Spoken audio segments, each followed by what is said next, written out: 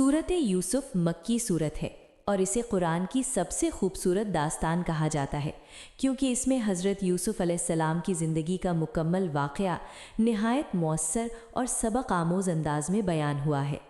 इस सूरत का पस मंज़र ये है कि मक्का के दौरे सख्ती में रसूल अकरम सल्लल्लाहु अलैहि वसल्लम को तसल्ली देने और अहले ईमान को सब्र की तालीम देने के लिए ये सूरत नाजिल हुई, ताकि बताया जाए कि आजमाइश के बाद इज़्ज़त, सब्र के बाद कामयाबी और तकलीफ़ के बाद आसानी आती है।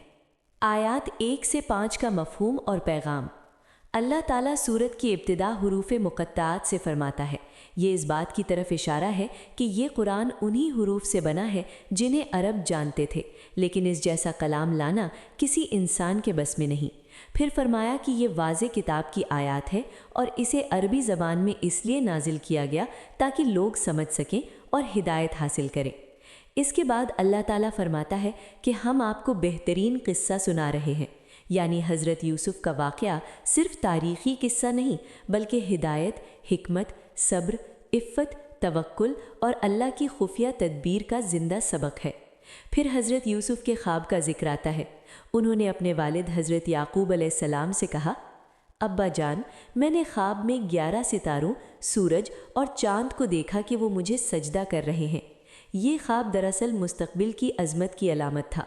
11 सितारे उनके 11 भाइयों की तरफ इशारा थे और सूरज और चाँद वालिदैन की अलामत थे। बाद में यही ख्वाब हकीकत बना जब सब उनके सामने इज़्ज़त व एहतराम से झुके। हज़रत याकूब ने फ़ौरन नबूवत वाली बसीरत से समझ लिया कि ये आम ख्वाब नहीं। उन्होंने बेटे को नसीहत की कि ये ख्वाब भाइयों को ना बताना, क्योंकि हसद इंसान को अंधा कर देता है और शैतान इंसान का खुला दुश्मन है। यहाँ से मालूम होता है कि हर नेमत हर एक को नहीं बतानी चाहिए, क्योंकि हसद फितने का आगाज़ बन सकता है। खुलासा पैगाम। इन आयात में हमें सिखाया गया कि कुरान हिदायत की वाज़े किताब है।